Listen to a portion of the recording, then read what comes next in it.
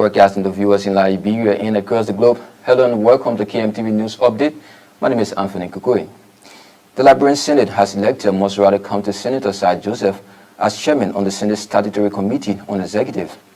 The position has been vacant due to the death of Senator Geraldine Doe Sheriff of Mosrata County, who once served as chairperson on the committee. The Committee on Executive, that's the chairman on executive of the Senate, is a middle person between the Senate and the executive branch of government, and also a co-helper to the President pro tempore in the daily activities of the Senate. Senator Joseph was elected on wet ballot by majority members of the Senate. The election was based on a nomination by Senator Sir Joseph Senator Sir Joseph by Bomi County Senator Sandro Johnson. The superintendent of the Sotemus Christian School System and his son has been incarcerated at the Monrovia Central Prison. It comes after an arrest warrant was issued by Judge Kennedy P. Barrett on July 1. The two, according to court documents, have been charged with criminal facilitation and aggravated assault. Both were seen in handcuffs at the grounds of the Temple of Justice, being escorted to the prison facility. It can be recalled on June 20, the then dean of the institution, Solomon Dry Jr., allegedly whipped one of the students for alleged misconduct, a situation which resulted to the student's name withheld, sustaining serious splashes on her buttocks. Meanwhile, the CEO of the institution said the spanking of the schoolgirl was done in line with the school's handbook and in good faith. The school has meanwhile, with immediate effect, shut down all of its academic activities due to insecurity. The much anticipated passage of the domestic violence bill has yet again suffered another setback at the legislature. The bill has been lingering in committee rooms since its introduction in 2014 during the regime of then-President Ellen Johnson Sirleaf. The bill, among others, seeks to address emotional and physical abuse, harassment, economic denomination through deprivation of school-based violence. Speaking in favor of the passage of the bill were Lofa and Nima County's representative Judy Weir and Larry Youngcoin. This bill has been in committee room for the past 5 years, for the 50th term, and now we are in the 54th.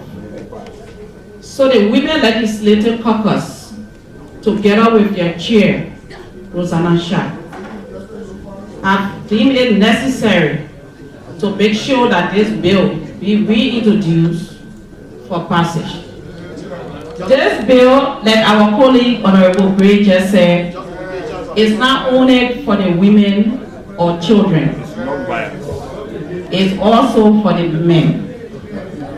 This bill, I think there is no perfect bill, but I think this bill is excellent because it addresses most of our issues, our day-to-day lives, so that we can live in the life free of violence.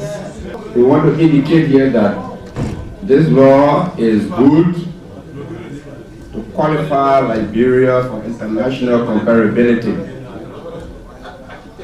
There are a lot of places where Liberia is standing alone.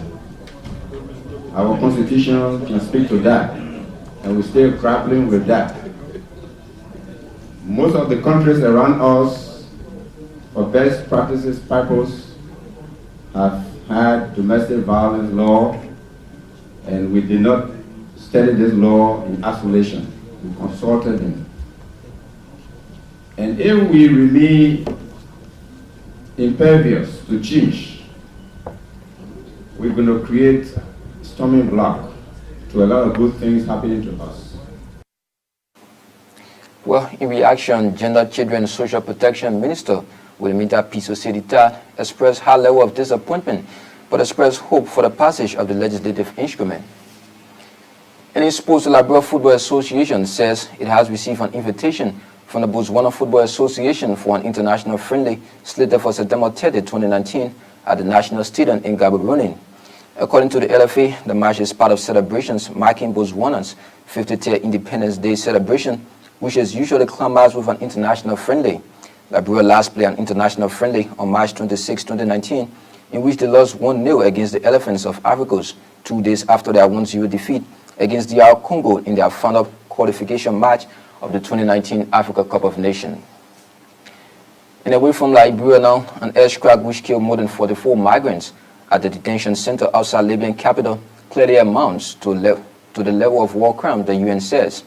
More than 130 people were injured in the crack blamed on forces led by warlord General Khalifa. His troops accused the government of the attack. Most of the dead are believed to be sub-Saharan African attempting to reach Europe from Libya by sea. Thousands of migrants are held in government-run detention centers. The country has been torn by violence and division since long-term ruler Muammar Gaddafi was overthrown and killed in 2011. Well, on that foreign note, that's how we go home on this edition of KMTV News Update. For more news, you can visit our website at www.kmtvliberia.com. Until then, my name is Anthony Kokoi.